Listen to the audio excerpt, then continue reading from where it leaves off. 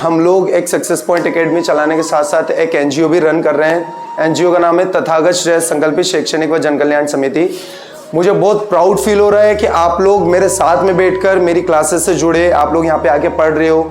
मेरा एक ही इंटेंशन है, ये भी बच्चे मेरे साथ जुड़े हैं, वो बच्चे किताबी पढ़ाई के साथ साथ, किताबी ज्ञान के साथ साथ एक नैतिक व्यवहार भी अपने जीवन में शामिल करें। मैं चाह रहा हूं कि आप एक अच्छा इंसान बने, ठीक है? क्योंकि देखें, किताबी ज्ञान हासिल कर लेने से बुद्धि नहीं आती, बुद्धि आती है हमारे नैतिक व्यवहार से।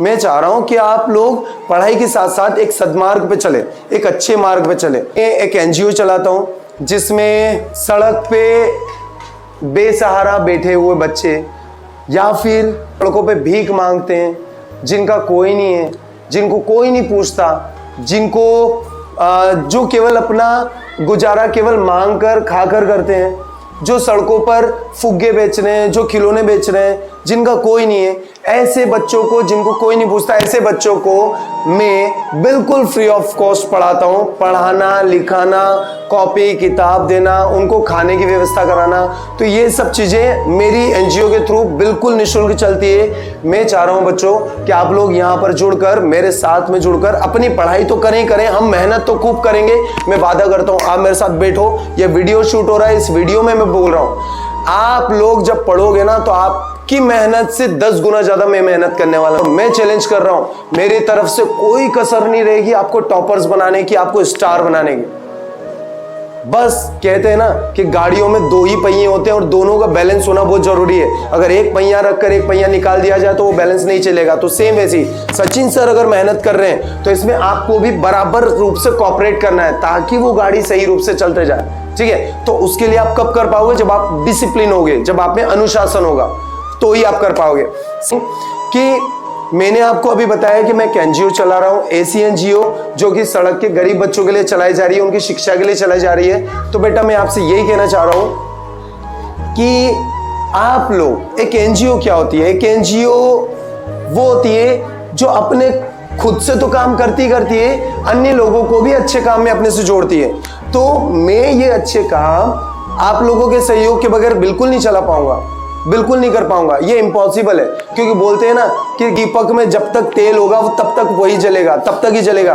पेन में जितनी इंक होगी वो तब तक ही लिख पाएगी। गाड़ी में जितना पेट्रोल होगा वो उतनी देर तक चलेगी। सेम वही है, एनजीओ को जब तक सहयोग मिलता रहता है, जब तक आप लोगों को कॉर्पोरेट मिलेगा, तभी वो अच्छा काम कर पाएगी, अन्यथा उसका किया हुआ सारा काम बेकार हो जाता है। मैं आप लोगों से चाह रहा हूं, हम सब लोग जितने भी बच्चे यहाँ पर बैठे हैं, सब मिडिल क्लास फैमिली से हैं, सबके मम्मी पापा कच्चे धंधे करते हैं, घर में बड़ी मुश्किल से इनकम होती है, लेकिन कम से कम हम इतने गरीब तो बिल्कुल नहीं है यार कि हम किसी बच्चे के लिए, एक अनाथ बच्चे के लिए 1 रुपया भी नहीं निकाल सकते दिन का। हम इतने गरीब तो नहीं है। मैं आपसे ये कहना चाह रहा हूँ बच्चों, आज की मानसिकता क्या हो गई है, हमारे देश में से लाखों करोड़ों लोग हैं, ऐसे लोग हैं जो मंदिरों में करोड़ों रुपए का दान दे जाते हैं। कुछ लोग तो गुप्त दान देके चले जाते हैं, किसी ने सोने का मुकुट दे दिया, किसी ने छत्र दे दिया। अरे यार, ये मानसिकता हो गई कि जब हम मंदिरों में जाते हैं तो 150-200 रुपए का प्रसाद की थाली लेकर जाते हैं, भगवान के लिए अच्छे वस्त्र लेके जाते हैं। आप मुझे बताओ, क्या वाकई में भगवान का मंदिर आपके 150 रुपए के प्रसाद के लिए मोहताज बैठा है? भगवान आपके उन पैसों के लिए, उन चंदे के लिए बिल्कुल नहीं बैठा। मैं ये नहीं कह रहा कि आप मंदिरों में दान डोनेशन ना करें, आप बिल्कुल करें, ऑफ कोर्स करें, बहुत अच्छी बात है भगवान के कामों में अपना पैसा लगाना, लेकिन कम से कम आप एक सही कार्य के लिए भी थोड़ा सहयोग करें। मैं आज जानता हूं कि मैं जो काम कर रहा हूं, मैं उस काम में बिल्कुल अकेला हूं, बिल्कुल अकेला हूं, मेरे को कोई सहयोग नहीं कर रहा और ना मैंने किसी से उम्मीद करी है, क्योंकि ये काम चालू मैंने किया था, मैं करूंगा, दिल खोल के करूंगा, मेरे में जितनी ताकत है उतना करूंगा। लेकिन मैं चाह रहा हूं कि मैं अगर मेरी ताकत से 2 बच्चे पढ़ा सकता हूं, तो आपकी जब ताकत जुड़ेगी मुझसे तो शायद हम 50 बच्चे पढ़ा सकते हैं। तो मैं चाह रहा हूं कि मेरे साथ साथ आप जुड़ें।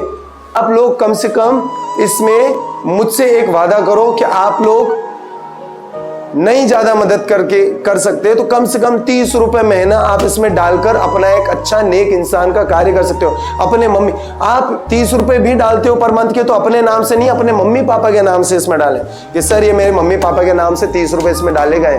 उसकी आपको रसीद मिलेगी, पक्की रसीद मिलेगी। हमारी एनजीओ बिल्कुल रजिस्टर्ड हो चुकी है, मध्य प्रदेश शासन से रजिस्टर्ड हो चुकी है कि आपका जो दिया गया डोनेशन है ना, जब इसमें महीने भर का जब डोनेशन इकट्ठा होगा तो इस डोनेशन में से हम उन बच्चों के लिए पेन, कॉपी, किताब, रबड़, पेंसिल, शॉर्पनर सब लेकर आएंगे। उनके लिए खाने की व्यवस्था करेंगे, पर डे उनको खाना, उनको दूध वगैरह सब सप्लाई किया जाएगा।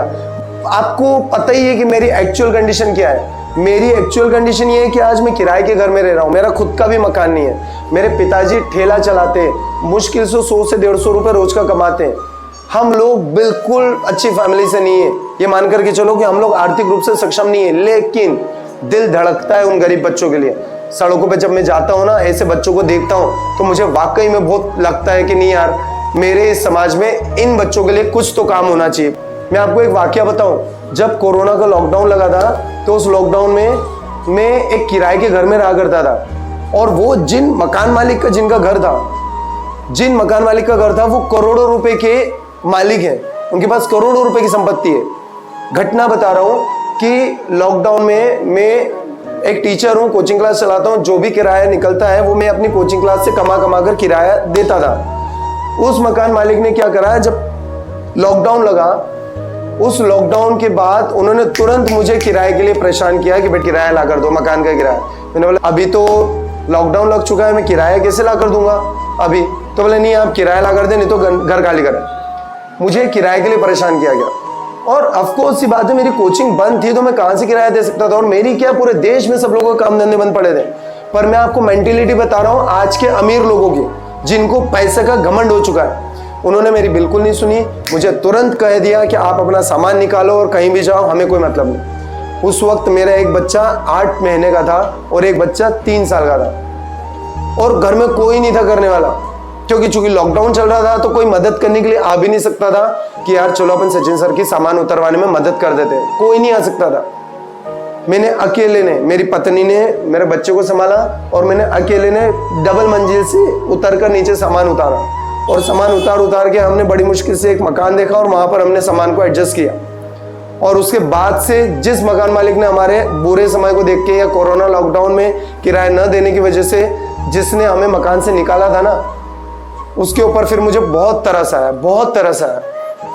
ये तरस आया कि यार आजकल लोगों को पैसे का कितना घमंड हो गया है, उनको पैसे के अलावा कुछ नहीं दिखता, इंसानियत मरी गई है। मैं इस वीडियो के थ्रू आप लोगों को बस यही बताना चाह रहा हूं, कितना भी पैसा कमा लो, कितना भी पैसा कमा लो, लेकिन कम से कम हमेशा इंसानियत जरूर रखें अपने दिल में। आपको जो दिल दिया है ना, वो दिल से केवल आप धड़कन ले रहे हो, आप सांस ले रहे हो, लेकिन तो तब बनेगी जब वो दिल किसी और के लिए धड़केगा।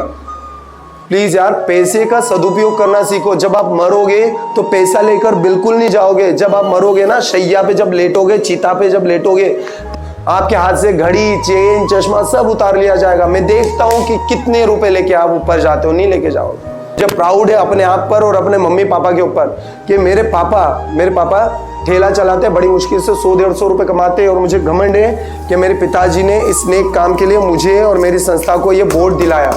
ये 750 रुपए 800 रुपए का बोर्ड है, मेरे पिताजी ने, श्री अशोक कटार ने, जो कि ठेला चलाते हैं, मुश्किल से 100-150 रुपए कमाते हैं, उन्होंने बोर्ड दान किया ताकि इस बोर्ड के माध्यम से मैं सड़क पे रहने वाले अनाथ बेसहारा बच्चे, भीख मांगने वाले बच्चों को पढ़ा सकूं। चामुंडा माता चौराहे पर 1 जून 2022 से सड़क पर पेड़ के नीचे दरी बिछाकर हम लोग क्लास चालू कर रहे हैं, जिसकी तैयारियां चालू कर दी गई है। मेरे पिताजी ने ये डोनेशन में हमें बोर्ड दिया है। मैं बहुत बहुत दिल से आभार करता हूँ अपने पिताजी का, जिन्होंने इतना नेक काम किया। मेरी मम्मी जो कि हाउस वाइफ है, वो हमेशा 25, 30, 40, 50 रुपए रोज बचाती है। मेरी मम्मी ने अपनी बचत में से मुझे ये दरी दी है, मेरी संस्था को ये दरी डोनेशन के लिए 550-600 रुपए की, ताकि इस दरी पर वो बच्चे बैठ सके और शिक्षा हासिल कर सके। जब मेरी मम्मी और मेरे पापा कर सकते हैं तो क्या आप नहीं कर सकते क्या? अरे यार, हम लोग इतने गरीब नहीं है कि यार हम कुछ भी नहीं कर सकते। अच्छी सोच होना चाहिए। आने का 30 रुपए, 40 रुपए, 50 रुपए, बस वो हमारी संस्था के डोनेशन बॉक्स में डालते जाए। हमारी संस्था रजिस्टर्ड हो चुकी है।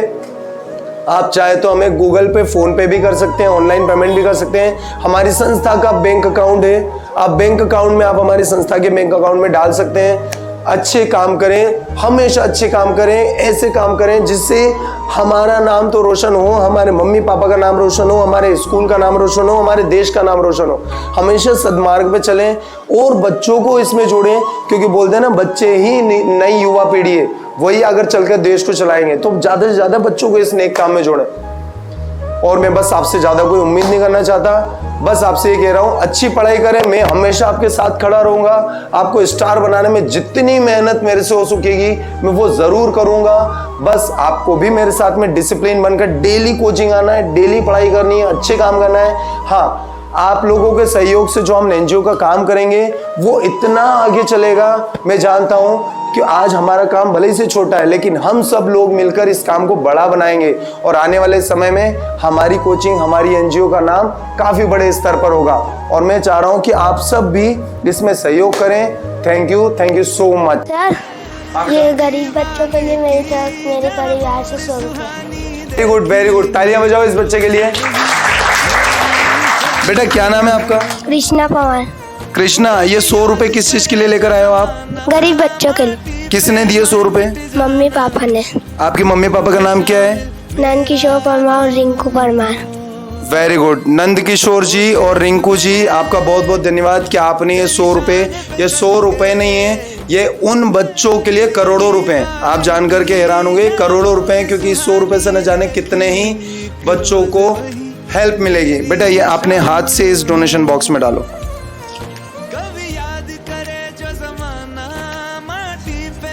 एक बार जोरदार तालियां हो जाए इस छोटे से बच्चों कि अगर ये छोटा सा बच्चा कर सकता है, इनके परिवार वाले कर सकते हैं, तो हम लोग 30, 40, 50 रुपए तो इसमें डोनेट करके इस काम को और ज्यादा बड़े लेवल पे लेकर जा सकते हैं। फिर हो रहा है कि मैं अपनी क्लासेस के द्वारा इतना अच्छा काम करना चाह रहा हूँ, उन पे या गूगल पे की मदद से 150 रुपये डोनेट करना चाहता हूँ, क्योंकि इससे आगे सहायता मिल सके। बहुत बढ़िया, बहुत बढ़िया। कौन इस काम में सपोर्ट करेगा? वेरी गुड, हम सब लोग मिलकर इस काम को और ज़्यादा अच्छे लेवल पर लेकर जाएंगे। हम सभी के सपोर्ट से शहर के सारे बच्चों को बहुत अच्छी शिक्षा मिलेगी। थैंक यू सो मच बच्चों, हम सब लोग मिलकर इतना अच्छा काम कर रहे हैं। I am really proud of you. Thank you so much.